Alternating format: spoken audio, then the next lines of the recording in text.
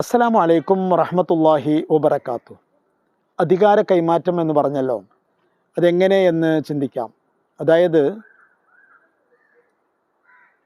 മഹാനായ നബി തിരുമേനി സല്ലല്ലാഹു അലൈഹി വസല്ലം തങ്ങൾ വരുന്നത് വരേക്കും ശരിക്കും റിസാലത്തിൻ്റെ ഏറ്റവും വലിയ ദൗത്യങ്ങൾ അർപ്പിതരായിരുന്നത് അല്ലെങ്കിൽ അർപ്പിതമായിരുന്നത് ഇസ്രയേൽ സന്തതികളായിരുന്നു. നമുക്കറിയാം, ഇസ്രയേൽ എന്ന് പറയുന്നത് യാക്കൂബ് നബിയാണ്. യാക്കൂബ് നബി അലൈഹിസ്സലാത്തു വസ്സലാം മുതൽ ഈസാ നബി അലൈഹിസ്സലാത്തു വസ്സലാം വരെയുള്ള പ്രവാചകന്മാരെല്ലാവരും ശരിക്കും ഇസ്രയേൽ സന്തതികളാണ്. അപ്പോൾ നിലവിൽ റിസാലത്ത് എന്ന് പറയുന്നതിൻ്റെ ഉത്തരവാദിത്വം, നേതൃത്വം ഇസ്രയേൽ സന്തതികളിലാണ് നിക്ഷിപ്തമായിട്ടുള്ളത്. അത് അള്ളാഹു മാറ്റാൻ പോവുകയാണ്. ഇനി ലോകത്തിൻ്റെ നേതൃത്വം മഹാനായ നബി തിരുമേനി സല്ലല്ലാഹു അലൈഹി വസല്ലമ തങ്ങളിലേക്ക് അള്ളാഹു കൈമാറുകയാണ്. വിശുദ്ധ ഖുർആൻ അങ്ങനെ സങ്കല്പിക്കാൻ അനുവദിക്കുന്നുണ്ട്.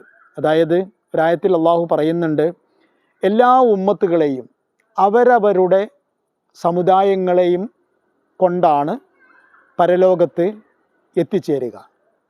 എന്നിട്ട് അള്ളാഹു പറയുന്നുണ്ട്, വജ്ഇനാ ബിക അലാ ഹൗലാഇ ഷഹീദ, ഇവർക്കെല്ലാവർക്കുമുള്ള സാക്ഷിയായി നബിയെ താങ്കളെയും നാം കൊണ്ടുവരുമെന്നത്. അപ്പോൾ പരമമായ അധികാരം അത് മഹാനായ നബി തിരുമേനി സല്ലല്ലാഹു അലൈഹി വസല്ലം തങ്ങൾക്ക് നൽകുകയാണ്. അപ്പം ആയതുകൊണ്ട് നമുക്ക് ഒരുപക്ഷെ അള്ളാഹുവിൻ്റെ ഈ ഒരു അഭീഷ്ടം, ലോകത്തിൻ്റെ നായകനായി അഷ്റഫുൽ വറ സല്ലല്ലാഹു അലൈഹി വസല്ലം തങ്ങളെ നിയോഗിക്കുന്നു, ഇനി ഈ പ്രവാചകനായിരിക്കും നിങ്ങളെല്ലാവരുടെയും എൻ്റെ മുമ്പിലെ സാക്ഷ്യം പറയുന്ന ആൾ എന്നൊക്കെയുള്ള അർത്ഥങ്ങളായിരിക്കണം അള്ളാഹു സുബ്ഹാനഹു വ തആല ഉദ്ദേശിച്ചിരിക്കുന്നത്. അള്ളാഹു ആലം. ഏതായിരുന്നാലും അവിടെ അതെല്ലാം കഴിഞ്ഞതിന് ശേഷം പിന്നെ മഹാനായ നബി തിരുമേനി സല്ലല്ലാഹു അലൈഹി വസല്ലമ തങ്ങളെയും കൊണ്ട് ജിബ്രീൽ അലൈഹിസ്സലാത്തു വസ്സലാം ആകാശ ലോകത്തേക്ക് ഉയർന്നു. അവിടെ ഒപ്പം ബുറാക്ക് ഉണ്ടായിരുന്നോ ഉണ്ടായിരുന്നില്ലേ എന്നൊന്നും നമുക്ക് സങ്കല്പിക്കാൻ കഴിയില്ല. ബുറാക്ക് ഒരുപക്ഷെ മക്കയിൽ നിന്ന് ജെറൂസലം വരെയുള്ള യാത്രയിലാണ് ഉണ്ടായിരിക്കുക. ഏതായിരുന്നാലും അത്തരം വിശദാംശങ്ങൾക്കൊന്നും വലിയ പ്രസക്തി നമ്മുടെ ഈ ആലോചനയിൽ അല്ലെങ്കിൽ ചരിത്രപരമായ ചിന്തയിലില്ല. അതുകൊണ്ട് നമുക്ക് അവർ നേരെ ആകാശത്തിലേക്ക് ഉയർന്നു എന്ന് വേണമെങ്കിൽ പറയാം. ബൈത്തുൽ മുഖദ്ദസിൽ നിന്ന് 7-ാം ആകാശങ്ങളിലേക്ക് ഉയരുന്ന ഈ ഘട്ടത്തെയാണ് മിഅ്റാജ് എന്ന് പറയുന്നത്. ആരോഹണം എന്നാണ് മിഅ്റാജ് എന്ന വാക്കിൻ്റെ അർത്ഥം. അവിടെ മഹാനായ നബി സല്ലല്ലാഹു അലൈഹി വസല്ലം തങ്ങൾ ഓരോ ആകാശത്തിൻ്റെ തട്ടുകളും കയറി പോവുകയാണ്. ഒന്നാമത്തെ തട്ടിൽ മഹാനായ ആദം നബി അലൈഹിസ്സലാമിനെ കണ്ടുമുട്ടുന്നു. ഇവിടെ നമ്മളൊരു കാര്യം മനസ്സിലാക്കേണ്ടതുണ്ട്. ആദം നബി അലൈഹിസ്സലാം ഏത് രൂപത്തിലായിരുന്നു, ആദം നബി അലൈഹിസ്സലാം എന്താണ് ചെയ്തിരുന്നത്, അടുത്താരാ ഉണ്ടായിരുന്നത്, അങ്ങനത്തെ തുടങ്ങിയ വിശദാംശങ്ങളിൽ ചില വിശദാംശങ്ങളൊക്കെ ഈ ഹദീസുകളിലും ചരിത്രങ്ങളിലും വന്നിട്ടുണ്ട്.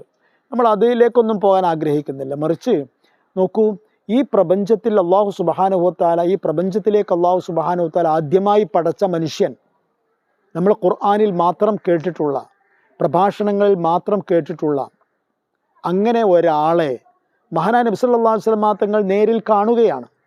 കാണുമ്പോൾ ഞാൻ പ്രവാചകന്മാരുടെ ശ്രേണിയിലെ അംഗമാണ്, ഈ ശ്രേണിയുടെ ആരംഭം കുറിക്കുന്നത് ആദം നബിയാണ് എന്നൊക്കെ പറയുമ്പോൾ മഹാനായ നബിയുടെ മനസ്സിലുണ്ടാകുന്ന ഒരു വൈകാരികമായ ആന്തോളനം എത്രമാത്രം വലുതായിരിക്കും നമുക്ക് ആലോചിക്കാം.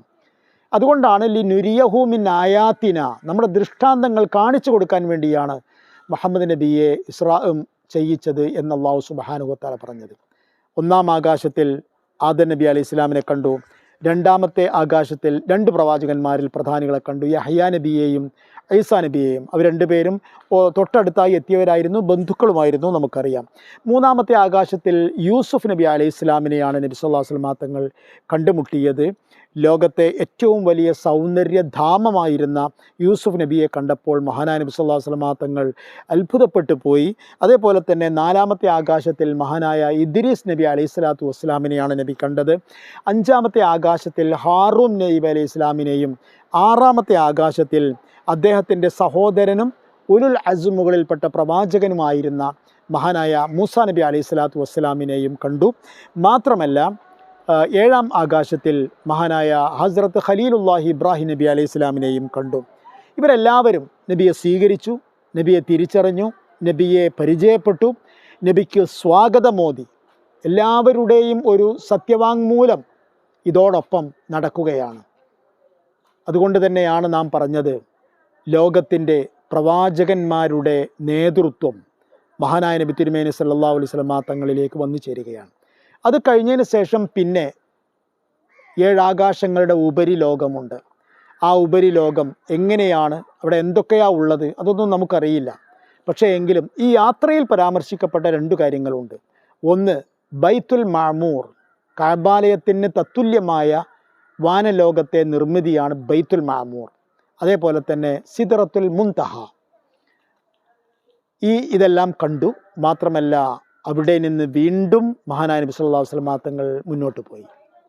അസ്സലാമു അലൈക്കും വറഹ്മത്തുള്ളാഹി വബറകാതുഹു.